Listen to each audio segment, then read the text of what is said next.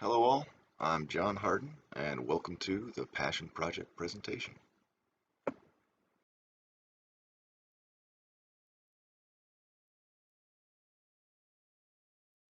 If you're one of the fortunate few who knows your passion so well and are creative enough to apply that passion to your occupation, this presentation is not for you. I had a substantial amount of difficulty identifying my passions, to the point where I realized that that was my problem, and I assume it's shared by others, and so I created a systematic review called the Passion Project to help you answer questions about what's really important to you and how to pursue those goals. The problem that the Passion Project aims to solve is to help you identify what's really important to you. What is your passion? It's important to me because I am approaching 38 years old, which I suppose is midlife, and if I'm questioning what's important to me now, it's a bit late in the game to be making big swings, and I should probably identify what's important. So the audience is me and others like me who we've been languishing through COVID, just feeling blasé, and now is the time to really identify what's important so we can actually move in pursuit of that goal. By the end of the project, I'm hoping to be able to say definitively, this is what's important to me, and this is how I'm going to go about accomplishing those goals. The resources for the project were memory, outbound emails from personal work and school accounts. It was financial statements and talking at great length with peers and people I care about. The timeline, I have tentative completion, but I think this would be an ongoing project, something you have to revisit in order to make sure that what's important to you stays in the forefront of your mind. And I'll demonstrate to you at the end of this presentation that yes, I've identified what I would like to do next and present the framework so that if you would like to exercise the Passion Project for yourself, you'll be equipped. The Passion Project is essentially a systematic midlife review. I examined my schedule and habits broken down into logical time frames, like moves or job changes or relationships, and within each period I looked at memory triggers, and those would be, for instance, when I was in high school, what made me happy, what made me sad, what made me anxious, what did I want to do, and then for college and for my period in the Air Force and etc. Then with that I looked at the network map of who I chose to spend my time with or who I by circumstance had to spend time with. But what was the network of people and how did I feel with those people?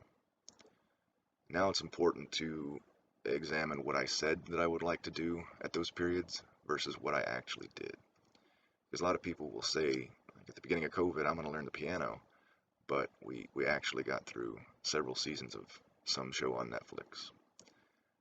The financial situation at each time period was important because did money buy happiness or lack thereof? Uh, and by putting it in the context of each time frame, it helps you better analyze the impact of liquid income. And geographic climate is important because I moved around considerably and I had to think about actual places that I want to spend my time with and then places that I didn't, but I had to actually think back of where I would like to spend my time. And then at each place I've lived, I've had different proximity to family and friends. Some have been far away. I've lived in Tokyo, so it was difficult to stay connected to my stateside family. But my home life there, what was it like, and what did it make me feel, and how did I spend my time? Then I had to look at what I know I didn't want to do at each period in time and see how it changed. And then if I knew what I wanted to do at each period in time, but I wasn't able to actually accomplish it, what obstacle was in my way? Was it external, somebody putting constraints on my time or resources, or was it internal, where I was afraid of a commitment or just lazy? And I think the most important part of this project was talking to friends, family, even a OSU mental health counselor about what they perceive as my passion and how I come across in the pursuit of that passion. We all like to say one thing, but without somebody reinforcing it, we don't have any real certainty. I just went chronologically through the different blocks of time, uh, both forward and backward. And I did that because I suspected there may be some contagion, that's the word I'm using, between the different periods, that if I looked at it going from now backwards, I might look at it differently than from going from my earliest memory to present. And I did notice a memory trigger contagion. If I thought about something negative, then when I went to the next time period, I had more difficulty thinking of the good things, the motivating things. So instead of just trying to tackle all of the different feelings in each time period, I focused on one. What made me happy when I was in elementary school, what made me happy when I was in the Air Force, but chronologically up through today, and then I went back and did, well, what made me angry then and what makes me angry now. And based on the memories that were identified, I looked at the people that I spent time with. And the recurring pattern is that I move so often that a lot of my family relations are my primary, both positive and negative memory triggers, but they seem to be the most important to me. Friends, that have stuck around for a while are few, but those friendships are the strongest, and I actually need to call up some friends and check up on them, see how they're doing. The next was the stated versus actualized goals, and this had some real ups and downs because I've stated and accomplished a lot of goals. I mean, I was enlisted in the Air Force. I was a captain in the Air Force. I got a commission. I got my education. I've chosen my places to work, but the real issue is I haven't been able to say why for any of the goals that I've accomplished, and that's going to be a continual introspective component there. Unsurprisingly, there's a near linear relationship to the amount of disposable income I had and how uh, passionate I was about my different projects. But I look back at the different periods and noted that the largest expenditures generally go to some crazy project along the way. Fixing up a house. At one point, I was mining Bitcoin. Another point, I had hydroponic setup going. Uh, and yeah, I'm going to jump to number 8, but obstacles assessment. Really, there are just two. Presently, there are two, and that's my commitment and fear of missing out on other things. That by committing to something, then it precludes me doing something else. But more importantly, my financial situation currently is still impacted. There's obstacles by my previous investment that didn't pay out. So that's just something that's gonna be in my way, is I won't have the amount of money I would like to just tackle a new project with passion. But just jumping back to number 5, the geographic climate really didn't matter to me. I could be uh, you know, up north in Iowa where it's cold.